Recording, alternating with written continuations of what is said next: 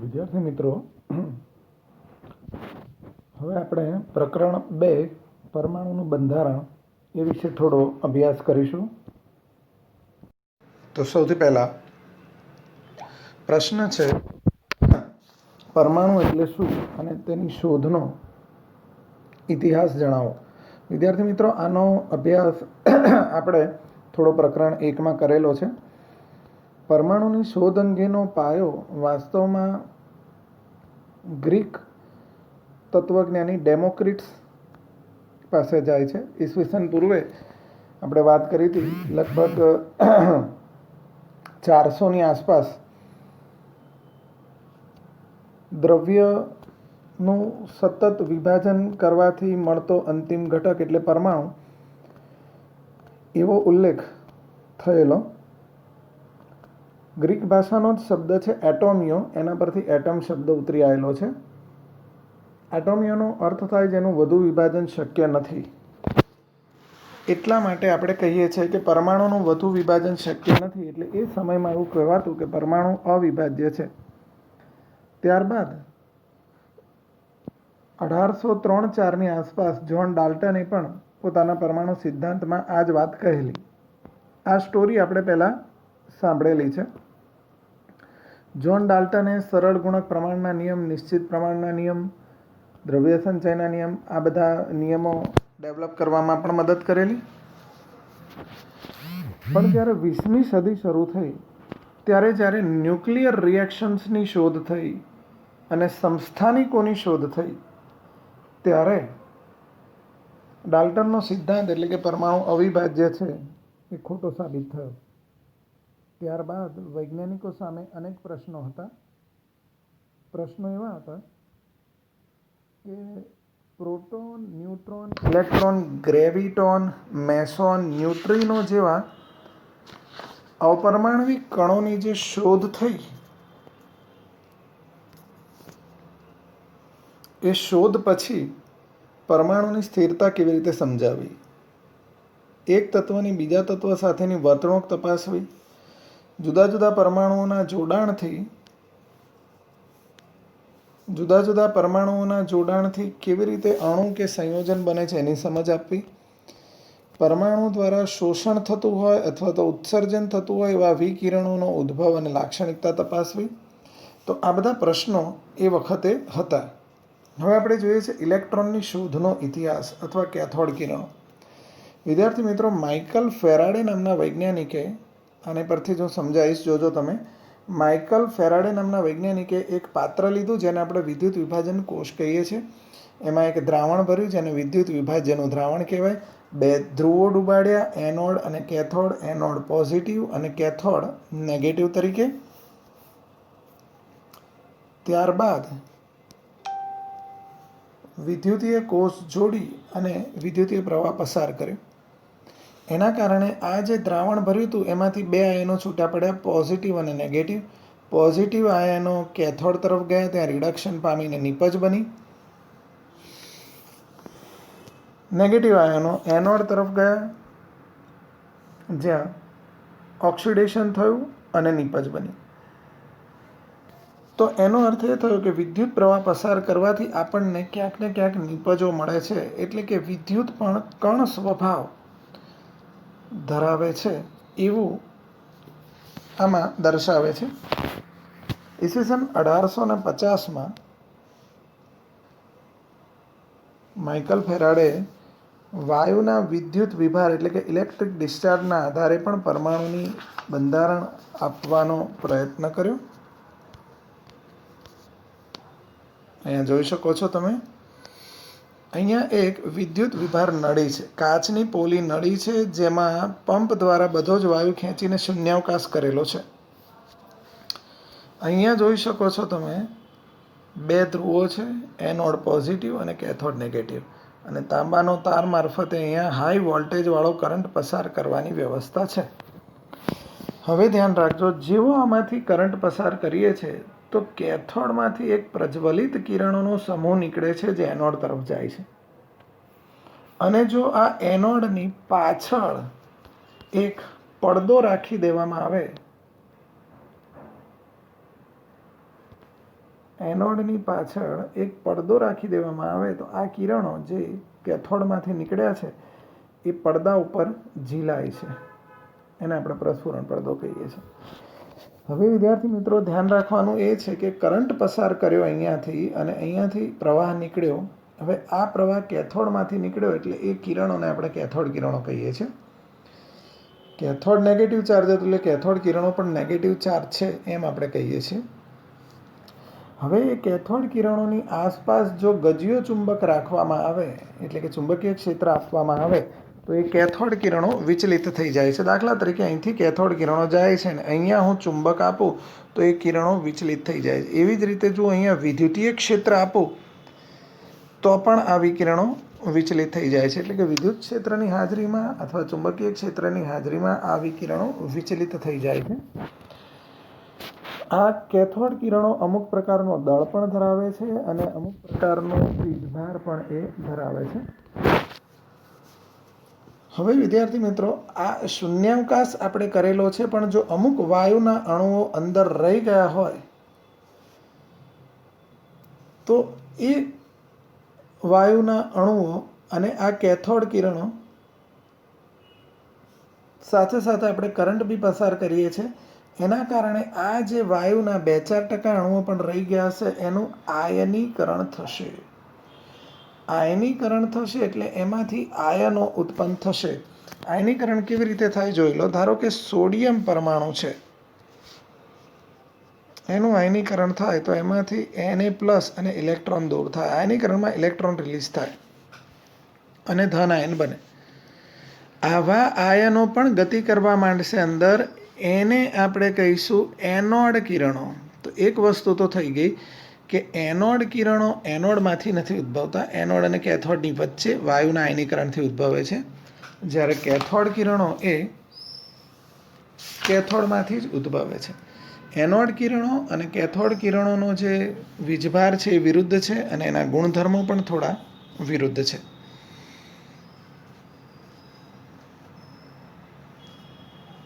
તો next topic જોઈએ. Cathode કિરણ નળીના ઉપયોગ દ્વારા ઇલેક્ટ્રોનના વીજભાર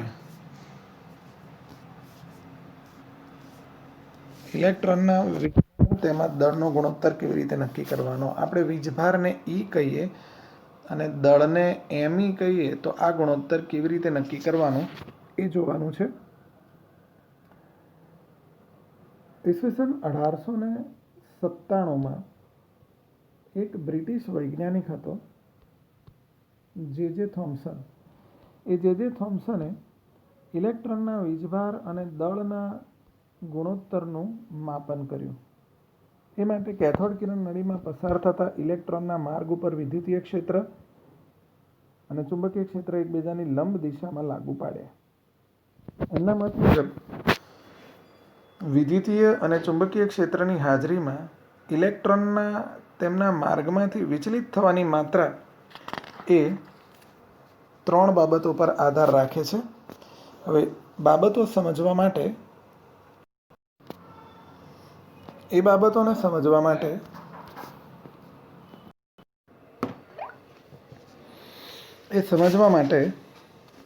ધ્યાનથી જુઓ. આ આકૃતિમાં આ કેથોડ છે, આ એનોડ. કેથોડ કિરણો અહીંથી નીકળી રહ્યા છે. હવે ધ્યાનથી જોજો. અહીંયા આપણે વિદ્યુતીય ક્ષેત્ર એપ્લાય કર્યું છે અને આ જે દેખાય છે એ ચુંબકીય ક્ષેત્ર છે. હવે પરસ્પર લંબ એપ્લાય કરીએ છીએ. તો ધ્યાન રાખો કે વિદ્યુતીય ક્ષેત્ર અને ચુંબકીય ક્ષેત્ર પરસ્પર લંબ એપ્લાય કરવાથી કેથોડ કિરણો માર્ગમાંથી વિચલિત થશે. એની માત્રાનો આધાર 3 બાબતો. એ 3 બાબતો કઈ છે એ ધ્યાનથી જુઓ. સૌથી પહેલું છે કેથોડ કિરણો એટલે કે જે કેથોડ કણો નીકળ્યા છે એનો ઋણભાર. બીજું છે એ કણોનું દળ. અને ત્રીજું છે વિદ્યુતીય અથવા ચુંબકીય ક્ષેત્રના દળ પર. આ 3 બાબતો ફરીથી કણો પરનો ઋણભાર, કણોનું દળ અને જે વિદ્યુતીય ક્ષેત્ર અથવા તો ચુંબકીય ક્ષેત્ર આપણે એપ્લાય કર્યું છે એની માત્રા. ચલો જોઈએ. જેમ કણોનો ઋણભાર વધુ હશે એમ વિચલન વધુ થશે, અને જો કણોનો ઋણભાર વધુ થાય તો એની પર વિદ્યુતીય ક્ષેત્ર અને ચુંબકીય ક્ષેત્રની અસર પણ વધારે થાય. જેમ કણો હલકા હશે એમ વધુ વિચલન થશે. જેમ વિદ્યુતીય ક્ષેત્ર અથવા ચુંબકીય ક્ષેત્રની તીવ્રતા વધશે એમ પણ વિચલન વધારે થશે. હવે ધ્યાનથી જુઓ, અહીંયાથી કેથોડ કિરણો નીકળી રહ્યા છે. ચુંબકીય ક્ષેત્ર, વિદ્યુતીય ક્ષેત્ર અને ચુંબકીય ક્ષેત્ર પરસ્પર લંબ આપણે પસાર કરી રહ્યા છીએ. હવે જો માત્ર વિદ્યુતીય ક્ષેત્ર જ લાગુ પાડવામાં આવે તો વિકિરણો એ તરફ વાંકા વળે છે. માત્ર ચુંબકીય ક્ષેત્ર એપ્લાય કરવામાં આવે તો સી તરફ વાંકા વળે છે. બંને પરપેન્ડિક્યુલર એપ્લાય કરવામાં આવે એક સાથે તો વિકિરણો વિચલિત થયા વગર આગળ જતા રહે છે, એટલે કે સીધા પસાર થઈ જાય છે. તો એના આધારે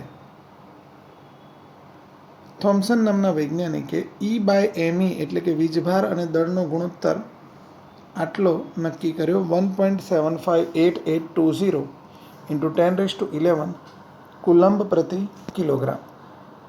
અહીંયા E એટલે વીજભાર આપણે કુલંબમાં લઈએ છીએ, ઇલેક્ટ્રોન્સ એટલે ઋણ લેવાનો, અને દળ એ આપણે કિલોગ્રામમાં લઈએ છીએ.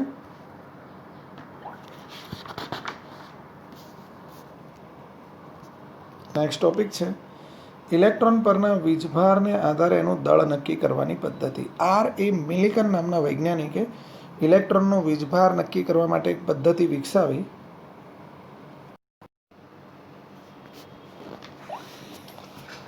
તો આ મિલિકન નામના વૈજ્ઞાનિકે એક પાત્ર લીધેલું છે, તમને અહીંયા દેખાય છે, આ પાત્ર છે. એ પાત્રમાં ધનભારિત અને ઋણભારિત પ્લેટ રાખેલી છે. અહીંયા એક નાનું છિદ્ર રાખેલું છે. અહીંયા એટમાઇઝર નામનું એક સાધન છે. આ એટમાઇઝર શું કરે છે? મોટા પદાર્થને નાના નાના કણોમાં રૂપાંતર કરે છે. એ નાના નાના કણોને તૈલી બિંદુઓ કહે છે. અને તૈલી બિંદુઓ આમાંથી જ્યારે છિદ્રમાંથી પસાર થાય ત્યારે અહીંયાથી ટેલિસ્કોપથી એને નિહાળી શકાય. હવે એનો જે પતનનો દર છે, છિદ્રોમાંથી જે તૈલી બિંદુઓનો પડવાનો અથવા તો પતનનો અથવા પસાર થવાનો દર છે, એના આધારે એનું દળ નક્કી કરવામાં આવ્યું. અને અહીંયા તમે જોઈ શકો છો ક્ષ કિરણોનો સ્ત્રોત છે, એટલે અહીંથી એક્સરે પસાર કર્યા. ક્ષ કિરણો પસાર કર્યા એટલે પતન પામતા પરમાણુઓને જેવા એ ક્ષ કિરણો અથડાયા એટલે આનું આયનીકરણ થયું, અને આયનીકરણ થવાથી આયનો ઉત્પન્ન થયા, અને એ આયનોના જે પતનનો દર હતો એના આધારે ઇલેક્ટ્રોનનો વીજભાર નક્કી કરવામાં આવ્યો. મતલબ કે પરમાણુઓના પતનના દરના આધારે ઇલેક્ટ્રોનનું દળ નક્કી થયું, અને આયનોના પતનના આધારે એનો વીજભાર નક્કી કરવામાં આવ્યો.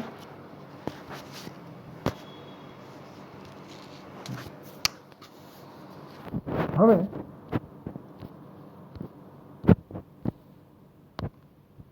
આ જે પરમાણુઓ પડ્યા, પતન થયું અથવા તો જે તૈલી બિંદુઓ પડ્યા, એનો વીજભાર, એમાં ધન આયન અને ઇલેક્ટ્રોન્સ છૂટા પડ્યા એટલે એની ધ્રુવીયતા, અને એ તૈલી બિંદુઓ પર, તૈલી બિંદુઓની જે ગતિ હતી એના પર વિદ્યુત ક્ષેત્રની અસર, એના માપનના આધારે મિલિકને એમ દર્શાવ્યું કે તૈલી બિંદુઓ પરનો જે ભાર છે Q, એની માત્રા એના વીજભારના પૂર્ણ ગુણકમાં હોય છે.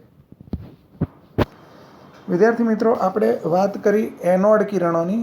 એનોડ કિરણો આપણે વિશે વાત કરી ચૂક્યા છે કે એનોડ કિરણો ધનભારિત હોય છે, એનોડ અને કેથોડની વચ્ચેથી ઉત્પન્ન થતા હોય છે, અને કેથોડ કિરણો કરતાં વિરુદ્ધ ગુણધર્મો ધરાવતા હોય છે. તો એની વાત આપણે કરી ચૂક્યા છે. તો હવે નેક્સ્ટ માહિતી છે પ્રોટોન, ઇલેક્ટ્રોન અને ન્યુટ્રોન વિશેની થોડી. તો ચેક કરી લઈએ. કઈ સાલમાં શોધાયું એ પ્રોટોન, ન્યુટ્રોન અને ઇલેક્ટ્રોન, એની ડિટેલ આપેલી છે. કોણ કોણ વૈજ્ઞાનિકો હતા એ પણ આપેલા છે. એનો સાપેક્ષ ભાર આપેલો છે. ઇલેક્ટ્રોન માટે -1.6022 × 10⁻19 કુલમ, પ્રોટોન માટે એટલો ને એટલો પ્લસ, ન્યુટ્રોનનો વીજભાર હોતો નથી. સાપેક્ષ ભાર ઇલેક્ટ્રોન માટે -1, પ્રોટોન માટે +1. એનું દળ છે 9.109 × 10⁻31 kg. ઇલેક્ટ્રોન માટે 1.67262 × 10⁻27 kg. પ્રોટોન માટે અને લગભગ પ્રોટોન જેટલું જ ન્યુટ્રોનનું પણ દળ હોય છે. AMU આપણે ફર્સ્ટ ચેપ્ટરમાં જોઈ ગયા છે. AMU એકમમાં એનું દળ ઇલેક્ટ્રોનનું 0.00054, પ્રોટોન માટે 1.00727 અને ન્યુટ્રોન માટે 1.00867. પરમાણુ ક્રમાંક અને પરમાણુ દળાંકની માહિતી. પરમાણુ દળાંક કોને કહીશું? તત્વના પરમાણુમાં રહેલા પ્રોટોનની સંખ્યા અથવા તો ઇલેક્ટ્રોનની સંખ્યાને. અને પરમાણુ દળાંક એટલે પરમાણુના કેન્દ્રમાં રહેલા પ્રોટોન અને ન્યુટ્રોનની કુલ સંખ્યા. ફરીથી એકવાર જોઈ લો. પરમાણુ ક્રમાંક માટે આપણે સિમ્બોલ વાપરીએ છીએ Z. અને Z એટલે કાં તો પ્રોટોનની સંખ્યા કાં તો ઇલેક્ટ્રોનની સંખ્યા. પરમાણુ દળાંક માટે એ સિમ્બોલ વાપરીએ છીએ. અને પરમાણુ દળાંક એટલે પ્રોટોનની સંખ્યા અને ન્યુટ્રોનની સંખ્યાનો સરવાળો. વિદ્યાર્થી મિત્રો, એક વસ્તુ એ પણ ધ્યાન રાખો કે પ્રોટોન અને ન્યુટ્રોન કેન્દ્રમાં રહેલા હોય. આ બંનેને સંયુક્ત રીતે ન્યુક્લિયોન તરીકે ઓળખાય છે. પરમાણુમાં જેટલા પ્રોટોન હોય એટલા જ એમાં ઇલેક્ટ્રોન પણ હોય છે. અને એના કારણે પરમાણુ વીજભારની દ્રષ્ટિએ હોય છે. કોઈ પણ પરમાણુની સંજ્ઞાને તમે આ રીતે દર્શાવી શકો. ધારો કે પરમાણુ X છે તો એના પરમાણુ ક્રમાંકને નીચેની સાઈડ લેફ્ટ હેન્ડ સાઈડ અને પરમાણુ દળાંકને ઉપરની સાઈડ કાં તો રાઈટ હેન્ડ સાઈડ કાં તો લેફ્ટ હેન્ડ સાઈડ તમે દર્શાવી શકો છો.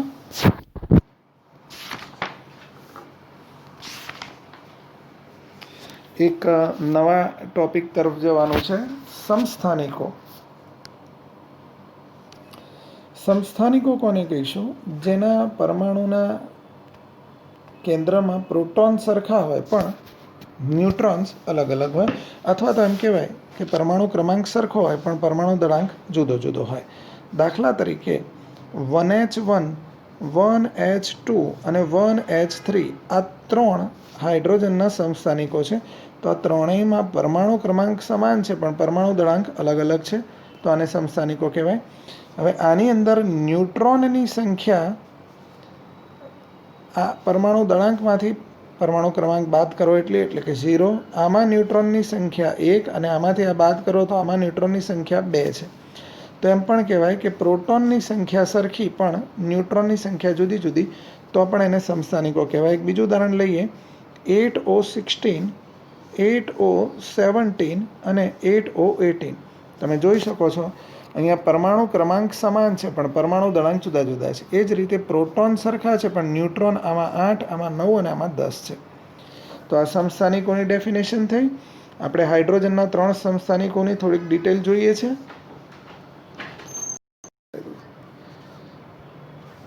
તો વિદ્યાર્થી મિત્રો, અહીંયા હાઇડ્રોજનના 3 સમસ્થાનિકો બતાવ્યા છે.